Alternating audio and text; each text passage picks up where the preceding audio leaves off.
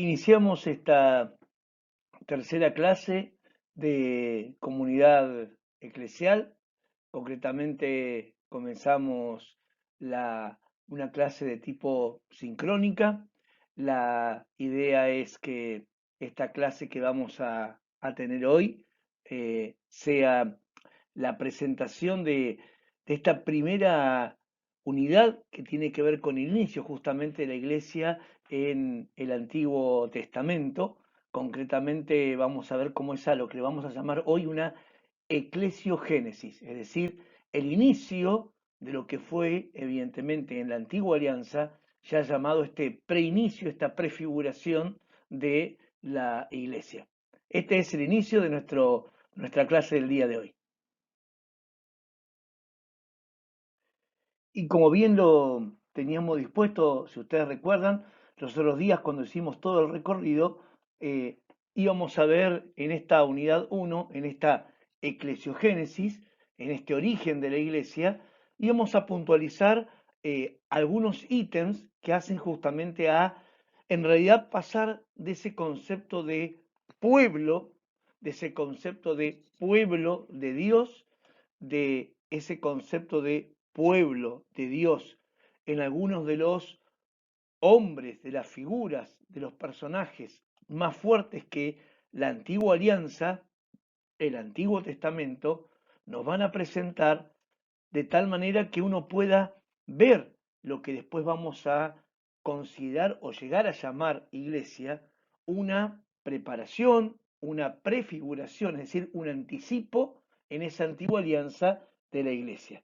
Y para eso, si ustedes recuerdan, como estamos viendo ahí en las diapositivas, íbamos a abarcar estrictamente como 5 grandes periodos, sobre todo los 4 primeros muy fuertes, es decir, uno que está centralizado en el nacimiento de aquel que le va a dar como el origen a este pueblo de Dios, que después se va a prefigurar para ser una iglesia, que es evidentemente Abraham. El segundo momento de hoy lo vamos a, evidentemente, finalizar y focalizar en una figura de gran preeminencia como es Moisés, ese autor de la libertad, de ese éxodo y de esa alianza que el pueblo hace para configurarse como tal. Después tenemos como 3 grandes momentos históricos de ese pueblo en la tierra prometida, con 3 tipos de personajes, de personas y de estamentos de ese pueblo que lo ayudan a configurarse como tal.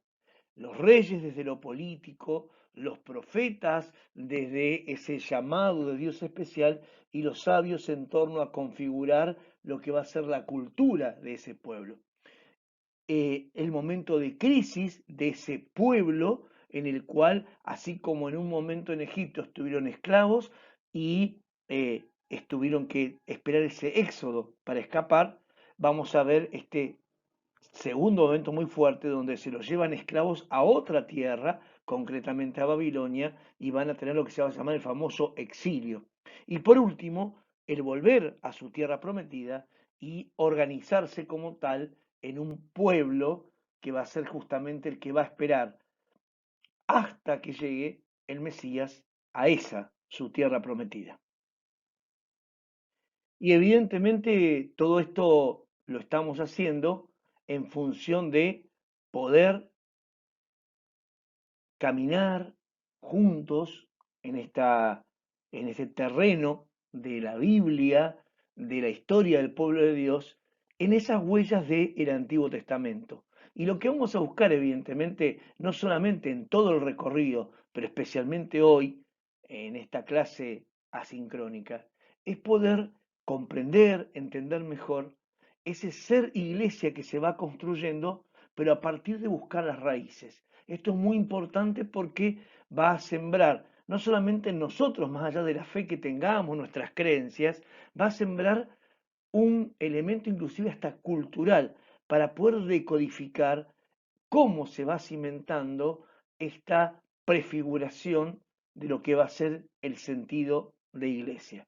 Así que es muy importante cada uno de los pasos que vayamos haciendo y compartiendo a partir de este video y porque la semana que viene vamos a tener nuestro encuentro presencial, lo cual todo esto lo vamos a volcar en una dinámica especial que va a tener como insumo lo charlado evidentemente la semana pasada en un Meet, este video que es como de alguna manera insumo que nos va a preparar al presencial de la semana que viene.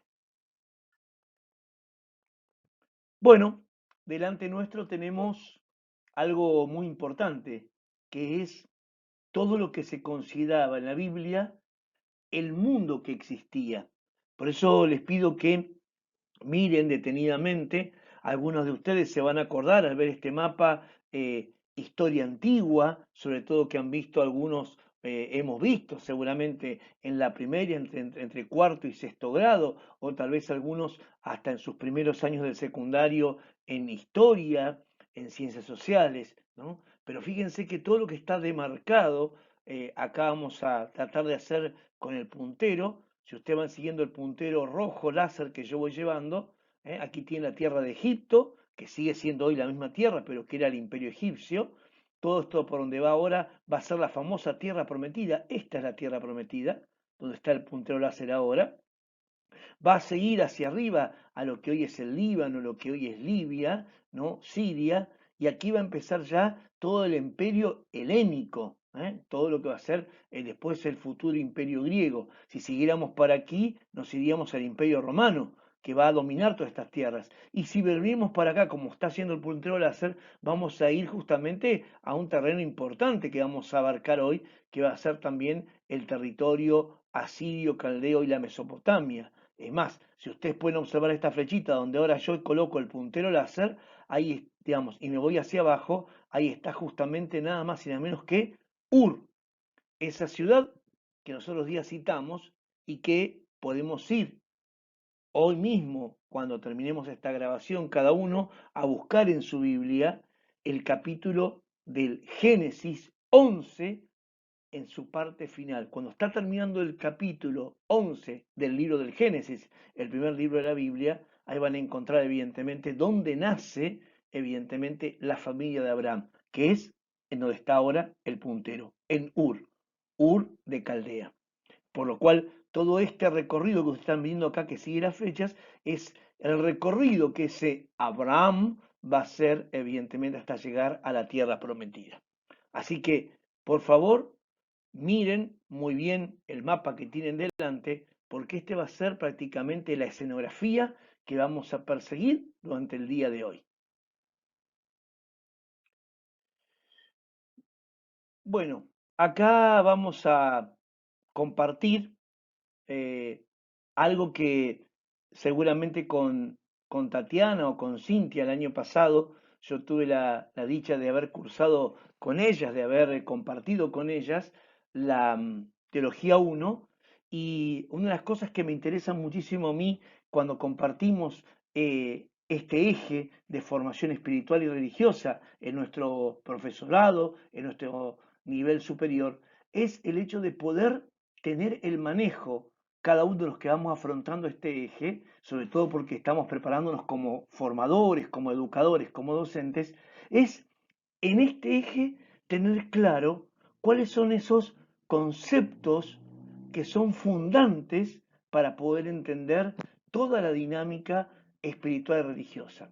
Ahí adelante ustedes tienen como cuatro, no tienen como, tienen cuatro consonantes que son para, en el lenguaje nuestro, sería una Y, una H, una W y una H, que en realidad son esas consonantes que van a formar el término que mayormente aparece en la Sagrada Escritura, en la Biblia, que es el término Yav, que significa Dios, mejor dicho, que significa el que es. Ese es el nombre de Dios en la Sagrada Escritura, Yav, que ustedes muchas veces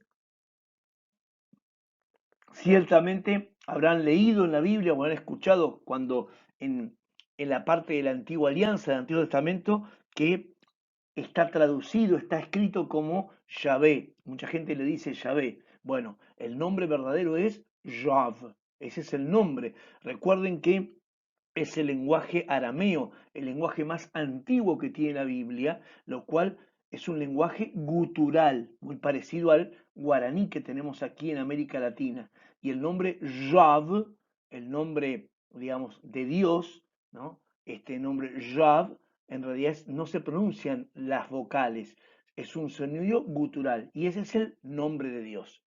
¿Y por qué hago este dibujo que tienen delante? Porque quiero que nos quede para siempre, como ayer, como el año pasado lo compartía en Teología 1, este esquema por el cual está como la síntesis de toda la creencia de nuestra fe. Esto es, más allá de lo que después cada uno crea, estos cuatro términos que vamos a ver acá y estos dos movimientos configuran toda la creencia de un cristiano.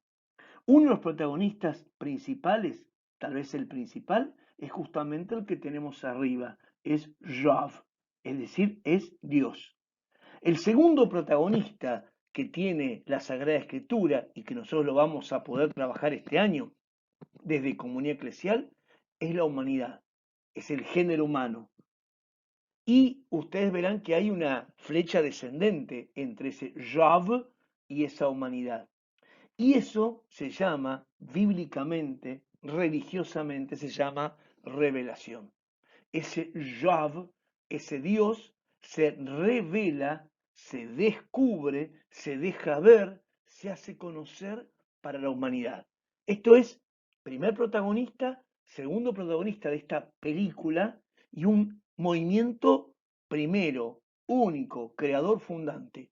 Para que exista lo que nosotros creemos, tiene que haber un Yav, tiene que haber un Dios que se manifieste, que se dé a conocer, que se entregue a ese otro protagonista, que es concretamente la humanidad. Y acá comienza un segundo movimiento que tiene, evidentemente, la creencia en Dios. ¿Y cuál es ese segundo movimiento que tiene la creencia en un Dios?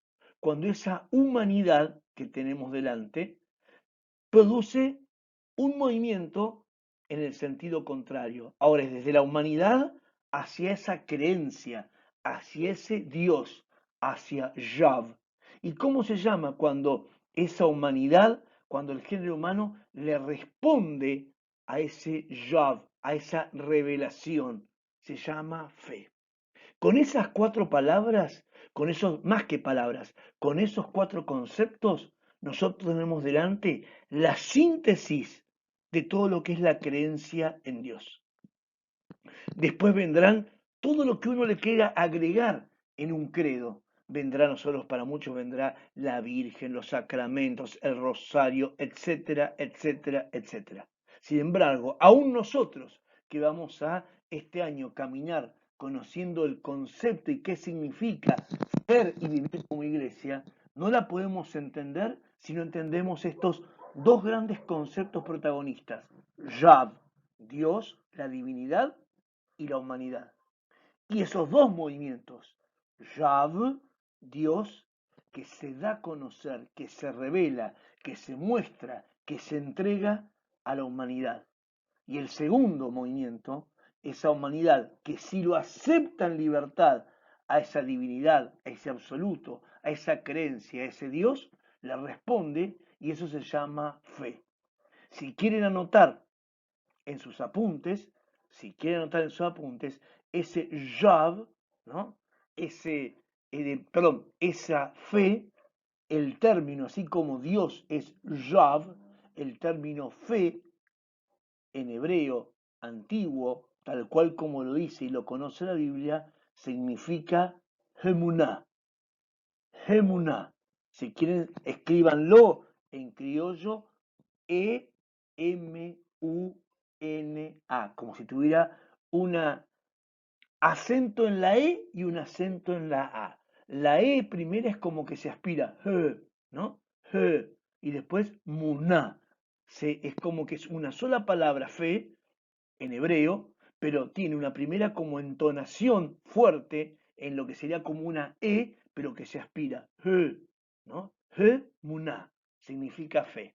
Es decir, Yav se revela, se da a conocer a la humanidad, al hombre, al Adam, ¿no? Y ese Adam, esa humanidad, se le responde a ese Yav con Hemuná, es decir, con fe. Cree en ese Dios.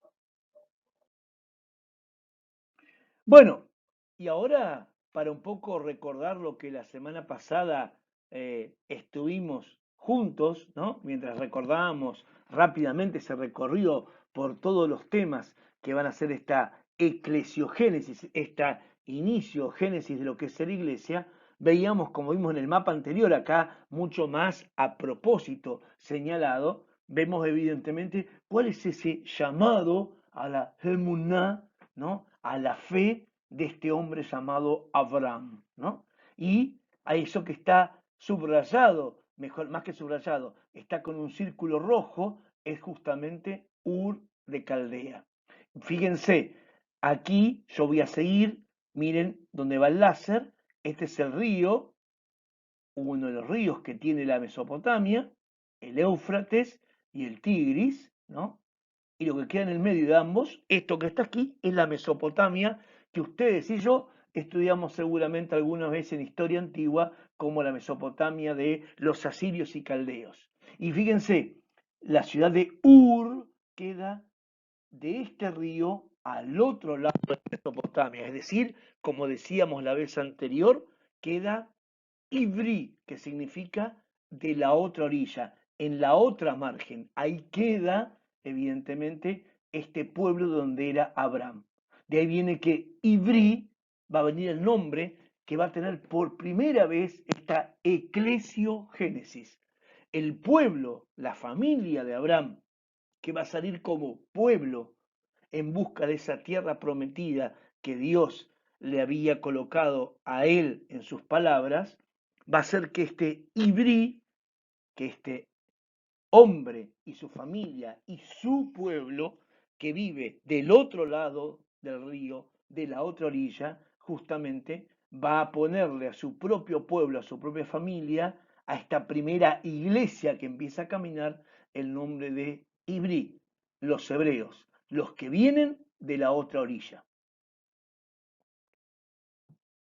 Bueno, ahora les voy a pedir, por favor, para poder afrontar esta segunda parte, que recuerden que les había pedido que por favor, la que tienen el texto en soporte papel, si lo puede conseguir, la que no le di el link en forma online, acá vamos a empezar a utilizar ahora justamente el texto de la Sagrada Escritura, que yo les pedía la versión del pueblo de Dios, o llamada Biblia Argentina, o Levirate Truso, ¿no? Porque el texto que les voy a colocar delante, este que va a ser Génesis, el capítulo 12, del versículo 1 al 7, está sacado de esa versión. A su vez, si ustedes prestan atención, la cita bíblica que tenemos delante, ese Génesis 12, está después de esa cita que hace un ratito acababa de comentarles, donde íbamos a encontrar el lugar de donde provenía Abraham y su familia, Ur de Caldea, que se encontraba en los últimos versículos del capítulo 11 del Génesis. Termina esa parte que yo les había hecho alusión y comienza este texto que vamos a tener delante. Yo a propósito, si ustedes lo pueden apreciar, el texto que está delante, que lo vamos a analizar, tiene algunos subrayados. Cuando termine este texto, yo les voy a pedir que ustedes paren su grabación en su casa, que no sigan escuchando la clase, sino que una vez que escuchen la explicación, paren la grabación, vuelvan a leerlo tranquilos, el texto que tienen delante, si tienen la versión en su propia Biblia de papel de esta versión, el libro del pueblo de Dios, vuelvan a leerlo si quieren en su Biblia o sigan mirando la pantalla, pero comiencen ahí sí a tomar sus apuntes, a hacer su apunte personal de este texto, porque este texto es un texto fundante de esta eclesiogénesis, de esta génesis del concepto de iglesia, del concepto de pueblo, que va a ser este primero llamado los Ibrí. Y de hecho, pueden observar, miren cómo se encuentra escrito acá en esta versión de la Biblia, cómo se encuentra escrito el nombre de Abraham. Es simplemente Abraham. Ese es el nombre original que tiene esta persona a la cual Dios la convoca, la llama. Y le dice, deja tu tierra natal, la casa de tu padre, y ve al país que yo te mostraré. La segunda palabra más sagrada que tiene la Biblia, después de hablar de Yahweh, del nombre de Dios, una de las palabras más sagradas es la palabra Adamá, que significa tierra. Entonces, deja tu Adamá, deja el Adamá no es solamente un pedazo de terreno, no es solamente la tierra en concepto geográfico solamente. Cuando en la Biblia a alguien se le habla de su tierra, tu tierra, la tierra prometida, es la Adamá.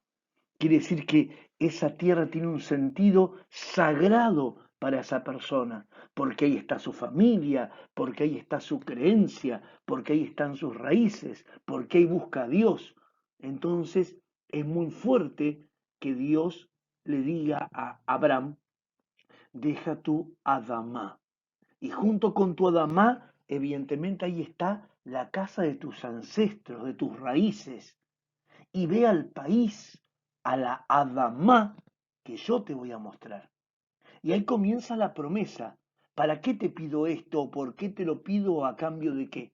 Entonces le dice Dios, yo voy a hacer de ti una gran nación, te bendeciré y engrandeceré tu nombre y serás una bendición. Fíjense, esto es importante, anótenlo sus apuntes. Cuando Dios le habla a este hombre de Ur, a este hombre que lo tomó desde su lugar, ahí en su caldea original, le dice, te bendeciré. Pero fíjense que no solamente es que Dios, el bendecir es cuando Dios o una persona le otorga, le dice, le desea a otro el bien. Acá el que le está diciendo el bien total es el mismo Yahweh, es el mismo Dios. Pero solamente que Dios le dice que lo va a bendecir, que lo va a como envolver con todo el bien, sino que después le dice, yo voy a engrandecer tu nombre y fíjense, esto es importantísimo. No solamente que yo te voy a cubrir con mi bien, con mi bendición, sino que te voy a permitir que vos seas una bendición. Miren lo potente de esta imagen. Dios lo abraza con todo su bien, este Yahweh abraza a este Adam, a este hombre, con el bien. Y lo transforma a este Adam, a este hombre, a este Abraham, lo transforma en bien. Serás una bendición. Y miren cómo sigue. Bendeciré no solamente a vos, sino que voy a abrazar con mi bien a los que te bendigan. Pero atención, no dice, maldeciré a los que te maldigan. Fíjense esto, todo en singular. Maldeciré al que te maldiga. ¿Y por qué cuando habla del bien habla en plural? ¿Y por qué la Biblia cuando habla del mal habla en singular? Porque el bien de Dios se multiplica. Sin embargo, cuando la Biblia habla del mal, en realidad siempre habla del maligno. Siempre habla de un mal. Habla de el mal. Habla de el maligno. No importa si son 15, 20 mil personas, o sea, si es la envidia, si es el asesinato, si es una masacre de 500.000 personas, siempre que alguien o alguienes hagan mal, todos ellos, aunque sea una sola persona, son el mal, diría la Biblia, el maligno. Por eso maldeciré al que te maldiga. Porque aunque sean muchos, siempre detrás de eso está el mismo, el maligno. Pero fíjense cómo redobla la apuesta. Le dice a Abraham, no solamente que yo te voy a abrazar como mi bendición, que vos vas a hacer una bendición, sino que por vos se van a hacer bendición todos los pueblos de la tierra. Y ahí habla de Abraham que parte, como Dios se le dice, va con sus parientes, habla, inclusive se acuerdan que les comenté los otros días lo que significaba en la Biblia las edades, los números, no eran aritméticos, son números bíblicos. Entonces, Abraham tenía 75 años. Atención, los 75 años no son 75 años reales. Muy pocas personas llegaban a esa ancianidad real. Un anciano podía tener 38 años por las condiciones de vida, sino que hay que exagerar, hay que colocar un número que implicara sabiduría, ¿no? Y fíjense el nombre que acá así como Abraham, no es el Abraham que después vamos a ver con H intermedia, Abraham. Fíjense el nombre que tiene acá su esposa. Acá su esposa se llama Sarai, la que después en otros textos más adelante la vamos a ver convertida como Sara. Esto es una imagen para subrayar en esta eclesiogénesis, en esta génesis, en estos inicios del concepto de iglesia. Dios agarra a cada persona en su estado. Es capaz de abrazarlo con su bendición, es capaz de hacerlo bendición y es capaz inclusive de cambiar el nombre para decir, yo te encontré así, pero ahora te hago a bendición. Entonces van a ver que después, en un momento, ese Abraham se va a transformar en Abraham. Y esa Sarai se va a transformar en Sara.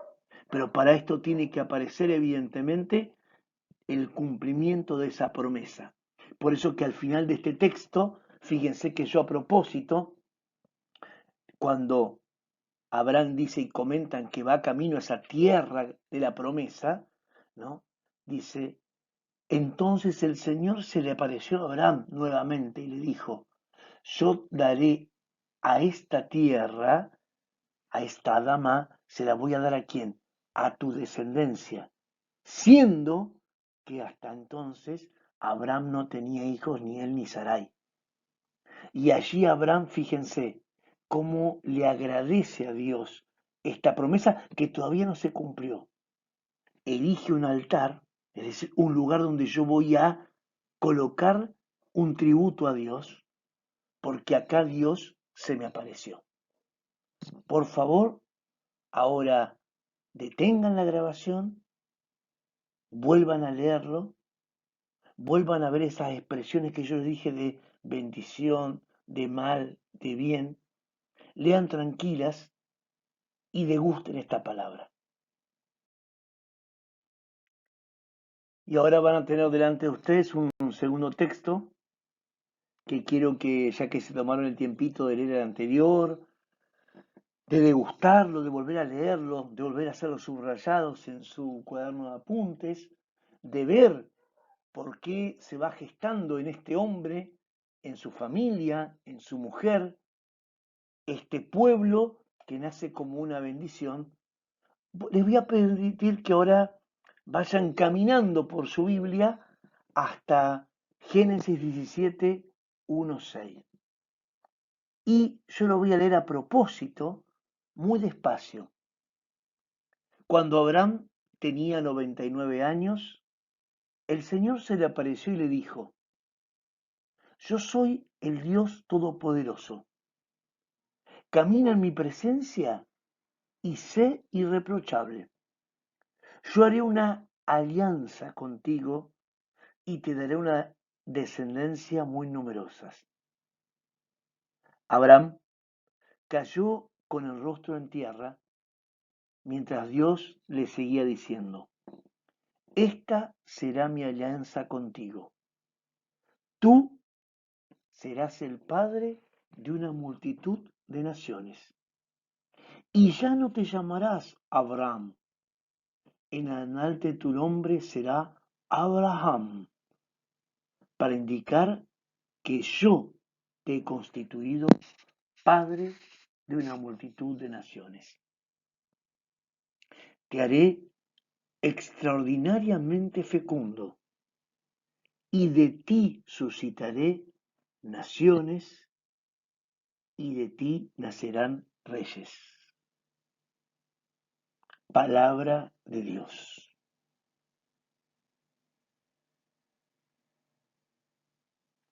Abraham tenía 99 años. Reitero lo mismo, no son 99 reales. Era un hombre ya mayor, por lo tanto, estaba privado él y su señora, los dos viejitos, pero tal vez tuvieran viejitos de 50, porque la vida, el deterioro, era este. Pero lo importante es que había que indicar que ya eran ancianos y que ya habían pasado un tiempo largo de aquel primer llamado.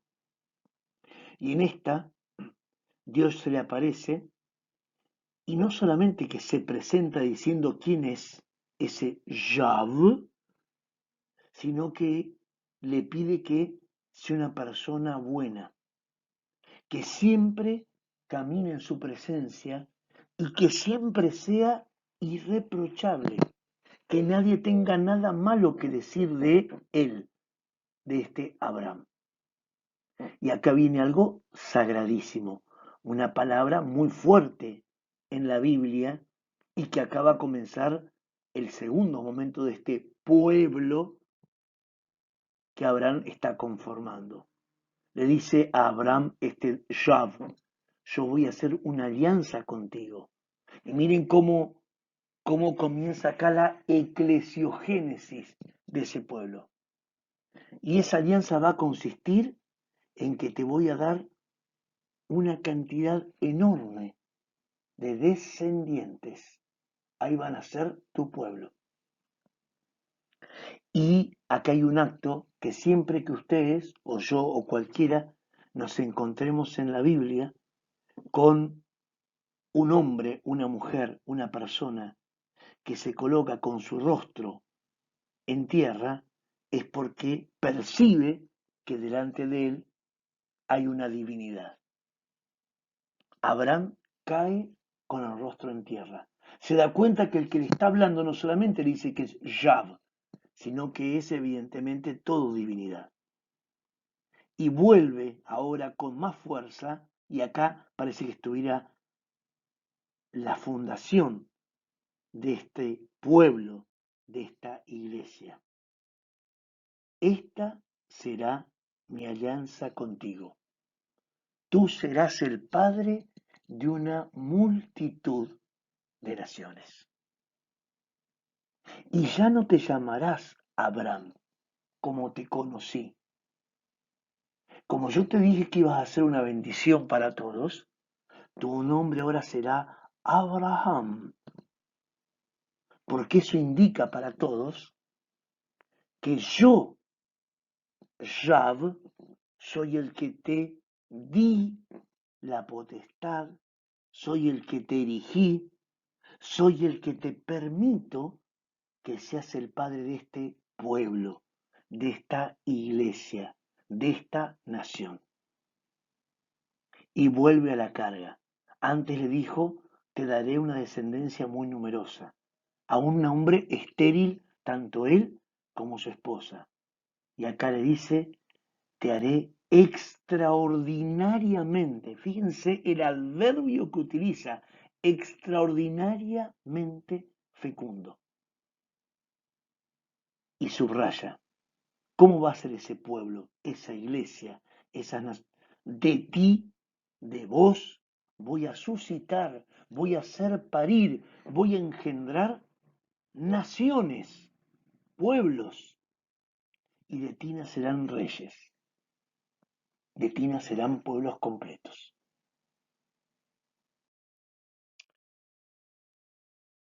Espero que esta introducción a Abraham, más lo que ustedes seguramente han estado viendo eh, desde que empezaron a cursar, ojalá que les sirva entender un poquito esta génesis de cómo nace este concepto de comunidad, de iglesia, en este pueblo ibrí que viene y que nace con Abraham.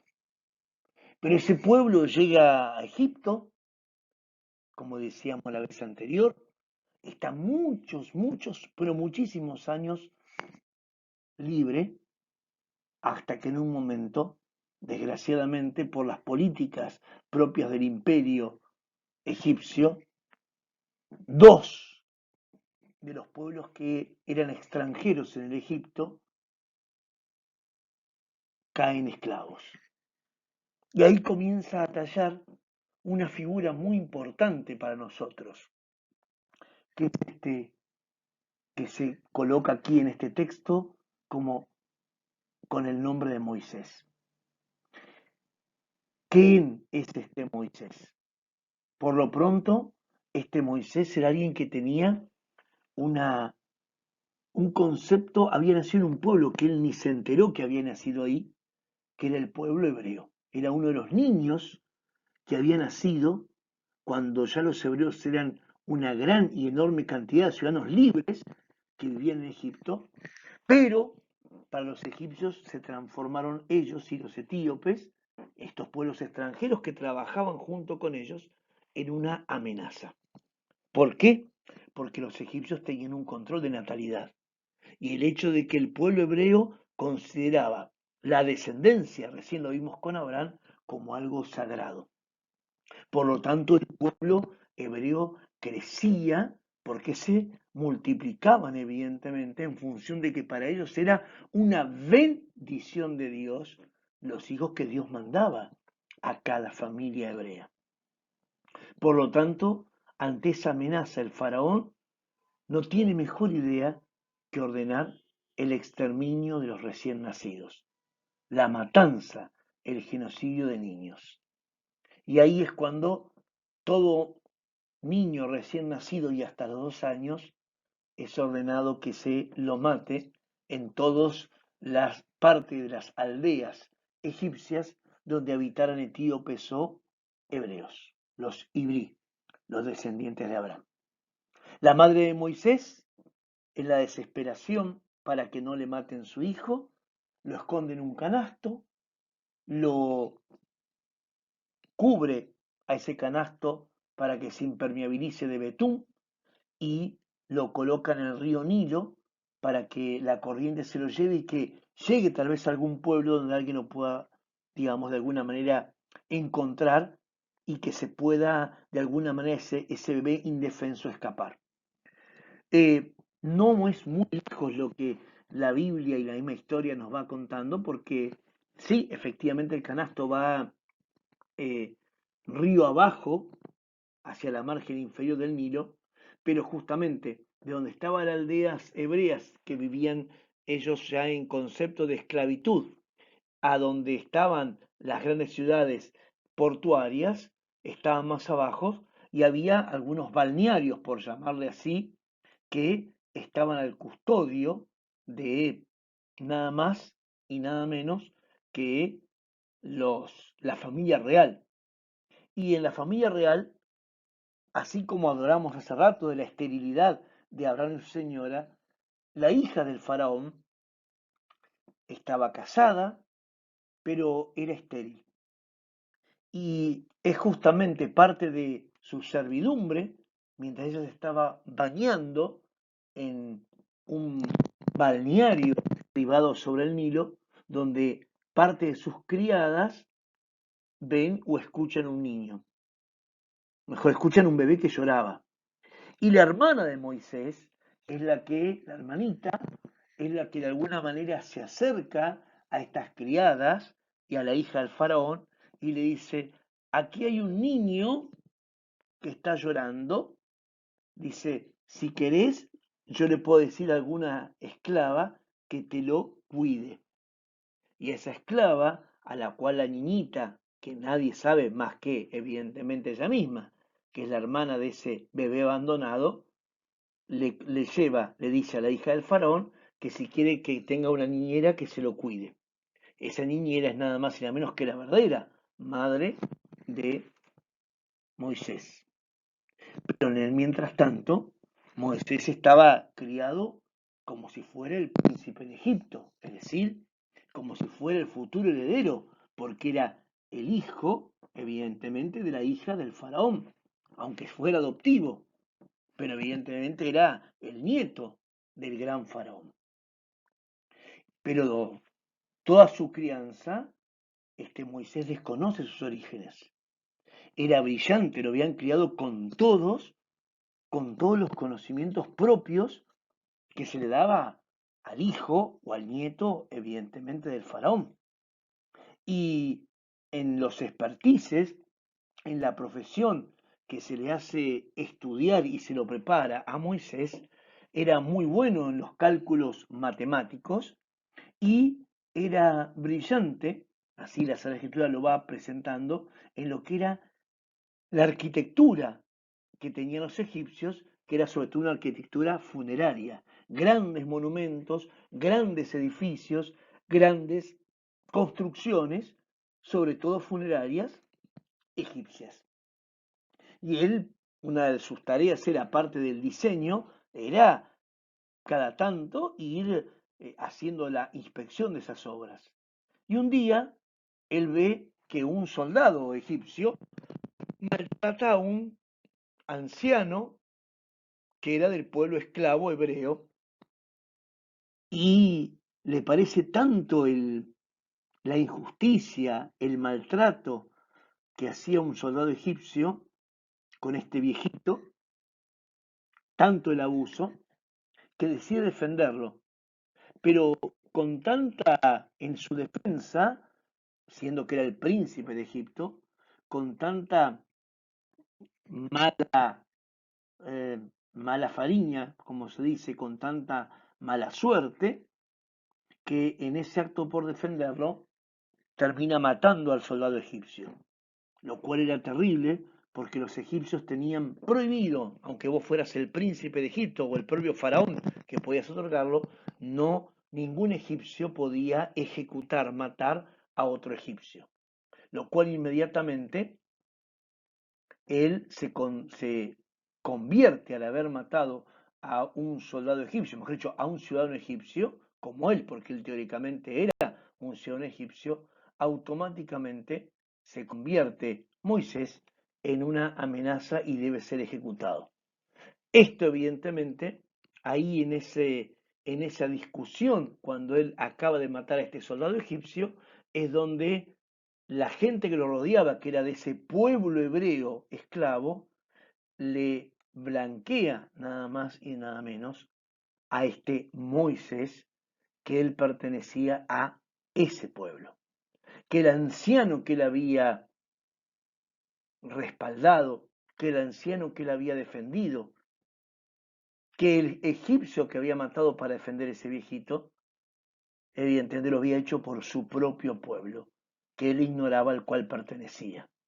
Ese pueblo del cual había sido parido, esa eclesiogénesis, esa iglesia donde él había nacido, esa comunidad.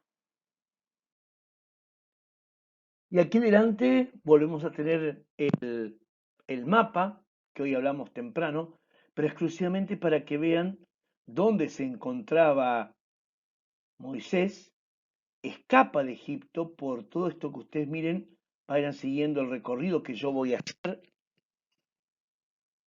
con el láser, el punto rojo, hasta llegar a la tierra de Madián. Ahí, hasta este lugar, escapa Moisés, hasta Madián. Ahí hay una tribu totalmente religiosa que cree en el mismo Dios de ese pueblo del cual él pertenecía, pero no lo había sabido hasta esos días atrás que aconteció lo que le aconteció con el asesinato de este egipcio, y allí no solamente que se queda a vivir en ese pueblo, sino que se casa con la hija del sacerdote madianita de ese pueblo. Moisés cambia su vida, trata de olvidarse todo de donde perteneció. Al principio un poco esconde esa verdad de donde él venía, pero todo el mundo desde que lo vio se da cuenta que a pesar que había pasado todo ese recorrido por el desierto, notaban algo muy particular. Por ejemplo, el hecho de que Moisés, cuando llega a ese pueblo de Madián, él llega, por ejemplo, en sus manos tenía anillos reales, porque era el príncipe de Egipto. Tenía una espada que no era una espada convencional, le pertenecía a solamente a algunos guerreros, tal vez a algunos que ni ellos conocían. Entonces, en un momento, Moisés, de alguna manera, empieza a blanquear a su suegro, a su esposa, su verdadera identidad, de dónde viene y por qué, y, pero sigue siendo, como olvidando todo aquello que pasó, un pastor de ovejas, porque eso es lo que había en Madián. Era un pueblo, sobre todo, de pastores de ovejas. Y su suegro, Jetro, que tenía a cargo toda esta comunidad, fue el que le dijo, bueno, estarás a cargo de este rebaño y bueno, te has casado con mi hija, te corresponde todo esto para vos. Pero este texto que tenemos delante, así como tuvimos ese Yav que se le presenta a Abraham, tenemos cuando Yav, un día de los tantos que Moisés llevaba a apacentar esas ovejas, se le presenta en medio de ese desierto, una montaña, la montaña de Oreb, y ese Yah, acá en el texto bíblico, se le presenta con el nombre de el ángel de Dios. Y el ángel de Dios, esta aparición de Dios, se le aparece de la nada a Moisés en una llama de fuego que salía de un yuyo espinoso, de un arbusto espinoso de la zona llamada zarza, y él veía que esa zarza, que ese arbusto espinoso ardía, ardía y no se consumía. Y de repente, desde ese mismo arbusto que él veía prenderse o que estaba con fuego y que nunca se consumía, aparece una voz.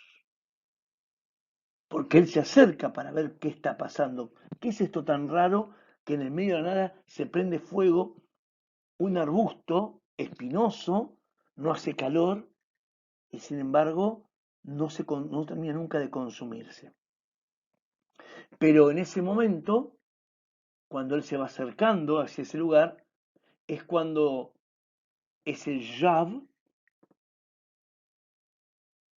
lo llama de esta manera: Moisés, Moisés. Y Moisés simplemente cuando escucha su nombre, que proviene de esa zarza, de ese arbusto ardiente, le responde: aquí estoy.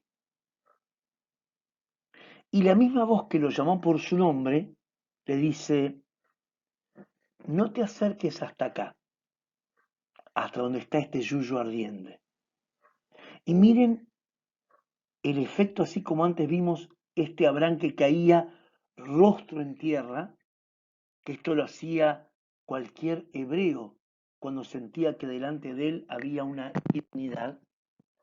Acá a Moisés, esa voz que sabemos que es Yav, le dice: quítate el calzado, quítate las sandalias que traes puestas, porque el suelo, porque la tierra, porque la Adamá que estás pisando es una Adamá Yav, es una tierra santa. Luego, dice el texto bíblico, ese mismo Yav siguió diciendo, miren cómo se presenta la voz: yo soy Yav, el Dios de tu padre, el Dios de Abraham, el Dios de Isaac, el hijo de Abraham. el hijo de la promesa, el de la famosa descendencia, y el Dios de Jacob. Jacob era, ¿se acuerdan que comentamos los otros días? El nieto de Abraham, el hijo de Isaac, el que después Dios le va a cambiar el nombre por Israel. Y ese va a ser el nombre de el pueblo de Israel. Eclesio Génesis. La génesis de dónde viene ser iglesia, ser pueblo. Abraham había caído rostro en tierra frente a la divinidad. Acá termina el texto diciendo, Moisés se cubrió el rostro porque tuvo miedo de ver a Dios. Y el texto continúa no solamente con el llamado de Dios, sino le dice para qué lo llamó por su nombre. Y acá aparece este Moisés que va a liberar a ese pueblo del cual él fue parido, gestado y quedó esclavo en Egipto. Y Dios mismo, Yahvé, le dice, yo he visto la opresión de mi pueblo, de mi iglesia, que está en Egipto. He oído los gritos de dolor, el sufrimiento, la opresión, provocados por sus capataces. Sí, conozco muy bien sus sufrimientos. Miren la presentación que hace el texto bíblico de un Dios casi humanamente emocional, cercano a yo sentí los gritos, el dolor, el clamor de mi pueblo. Y le dice Yahvé a Moisés, por eso he bajado a librarlo del poder de los egipcios y llevarlos desde aquel país, desde Egipto, a aquello que yo le prometí a Abraham, ¿se acuerdan? La tierra fértil y espaciosa, a una Adamá Yav, a una tierra prometida. El clamor de los israelitas, el clamor de los descendientes de Abraham, Isaac y Jacob, transformado en Israel, ha llegado hasta mí. Así habla Dios, así le habla Yahvé a Moisés. Y he visto cómo son oprimidos por los egipcios. Y acá viene la sentencia. Por favor, presten mucha atención. Ahora yo, Yahvé, te envío al faraón para que saques de Egipto a mi pueblo, Eclesiogénesis, la génesis del pueblo, la génesis de la iglesia en el Antiguo Testamento, mi pueblo, a los israelitas. Y acá comienza algo muy fuerte. Efectivamente, vuelve Moisés a Egipto y se enfrenta ya no a su abuelo,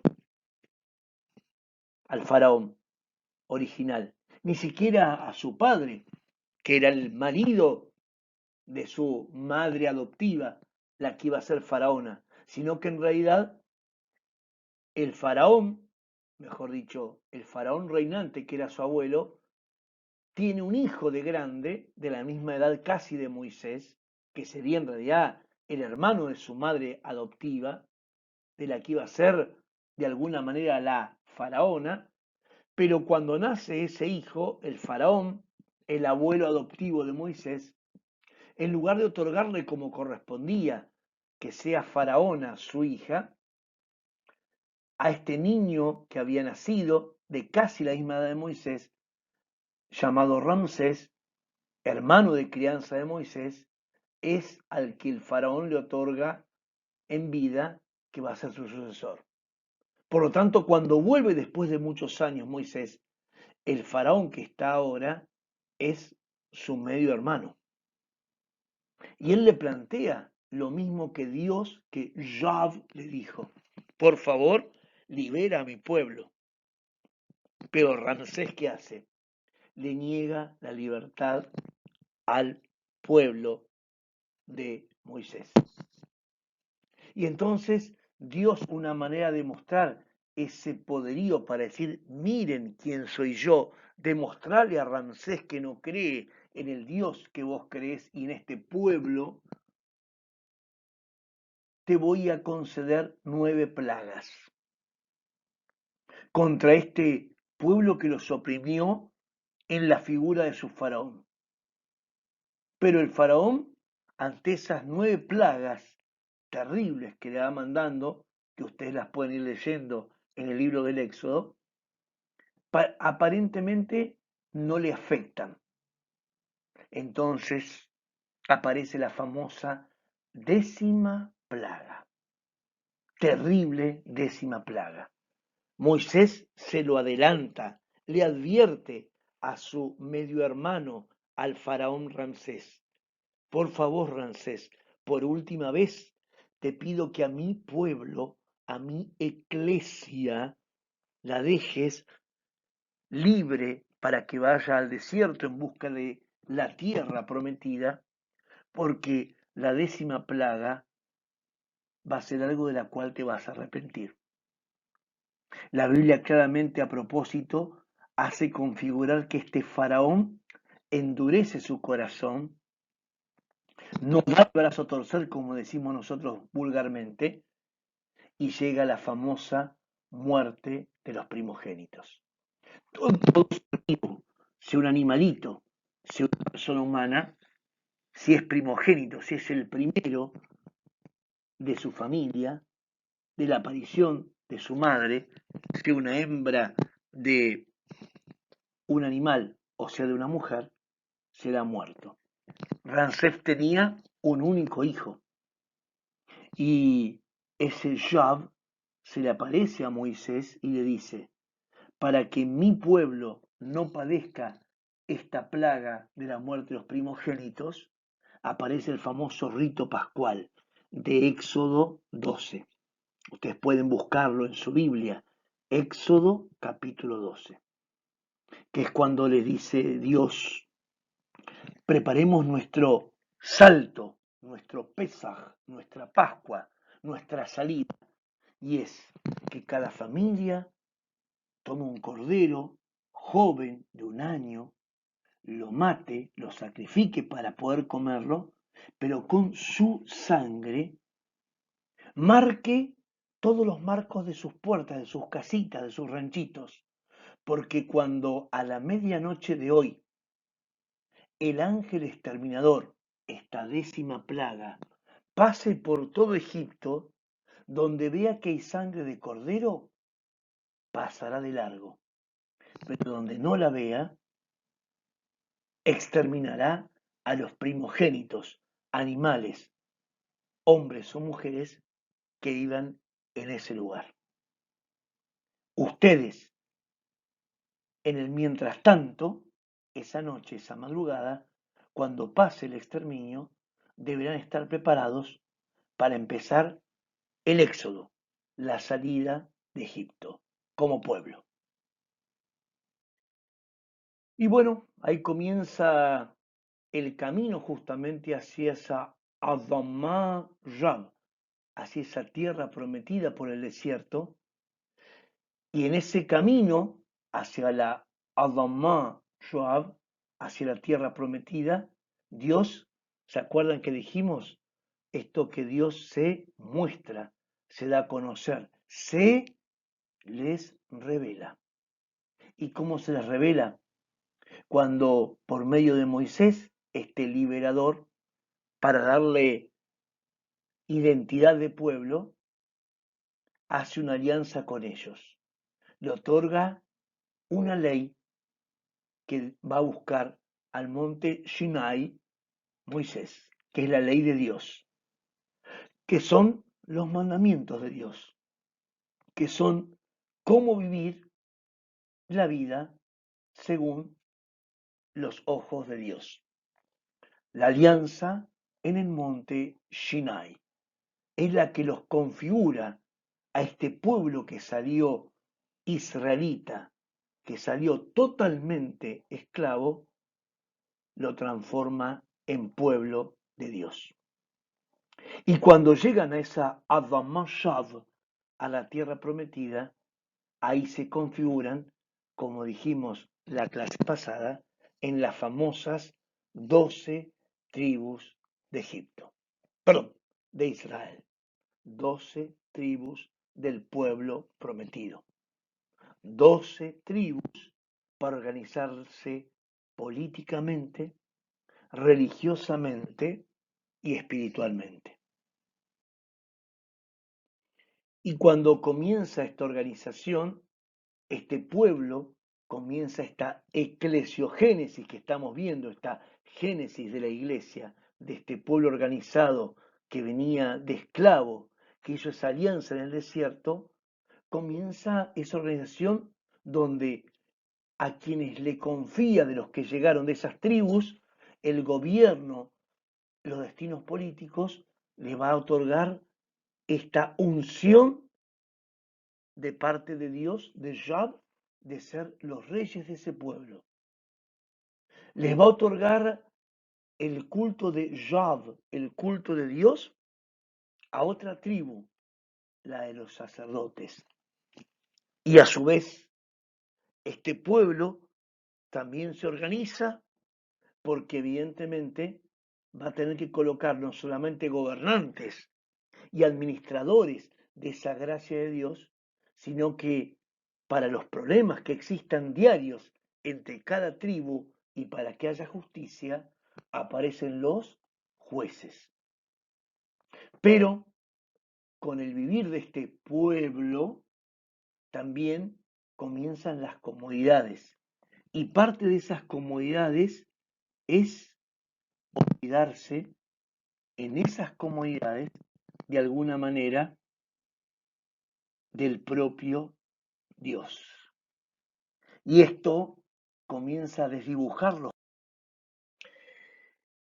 Es por eso que justamente aquí, cuando ya se encuentran ellos mismos esclavos en ese exilio en Babilonia, que Dios suscita, llama, convoca a personas de ese mismo pueblo, muy justas, los profetas, para que por favor entiendan que tienen que volver a la verdad de la cual provenían, que era volver a Dios. Y aquí es donde, como decíamos la vez anterior y para finalizar este encuentro de hoy, es donde ese milagro, esa bendición que le dio Yahv a Abraham aquella vez, bendeciré a los que te bendigan, maldeciré al que te al que te maldiga. Y de ti haré una bendición. Un rey totalmente ateo, no creyente, ve la grandiosidad aún de estos esclavos en este pueblo babilonio, del Dios que adoraban y que tenían, y de estos profetas que los querían llamar a la verdad, y es este rey Ciro el persa, se convierte, llega a Babilonia, destruye este pueblo que los esclavizaba y lo lleva nuevamente al pueblo israelita a la tierra prometida. Les reconstruye el templo, les devuelve la tierra y les da la oportunidad de organizarse con estos profetas, y a la tribu de Judá le otorga esta administración de la identidad del pueblo. Por eso es que el pueblo ahora se va a llamar el pueblo de Judá o judíos. Y para terminar hoy, quisiera dejarles para que pudieran repasar un poquito, leyendo los textos del Génesis, del Éxodo, simplemente estas preguntas, pero no es porque no las sepan, sino para poder ir como investigando y armando sus propios apuntes de lo que vimos hoy. Por ejemplo, esto de cómo se llamaba la esposa de Abraham antes de la alianza y cómo después. Y coloque en el texto, bueno, en tal texto se la nombraba de tal manera y en tal texto comienza a llamarse de esta manera. ¿Y por qué? Después, interesante, ¿dónde el nieto de Abraham, llamado Jacob, pasa a llamarse Israel? ¿En qué texto y por qué ese Jacob pasa a llamarse Israel? Porque es parte de cómo se va haciendo la eclesiogénesis del pueblo. Y ya que hablamos de el valor de la emuná, la fe, el valor de la libertad en Moisés y el valor de la verdad en los profetas, tres preguntitas para poder degustar, para poder rezar, para que cada una pueda encontrarle más sentido a esto que estamos compartiendo, no como una clase de religión, sino que algo que nos sirva a nuestra propia fe y a nuestra propia vida. Y una es para que cada una se la conteste y lo podamos tener como insumo para, con total libertad, cuando nos volvamos a encontrar, que va a ser en forma presencial Dios mediante, esta primera pregunta: ¿por qué la fe tiene que ser importante en tu vida? ¿Por qué para una persona, si quiere creer o si cree, la fe es tan importante en la vida de esa persona si cree en Dios? La segunda, ya que Moisés va a ser este ícono de la libertad, ¿por qué la libertad es tan sagrada en una persona? Y por último, ¿por qué, les pregunto en forma personal, te va a ayudar siempre la verdad en tu vida? Para que lo podamos pensar, rezar, degustar y para que lo podamos compartir cuando nos encontremos, Dios mediante, en nuestro presencial.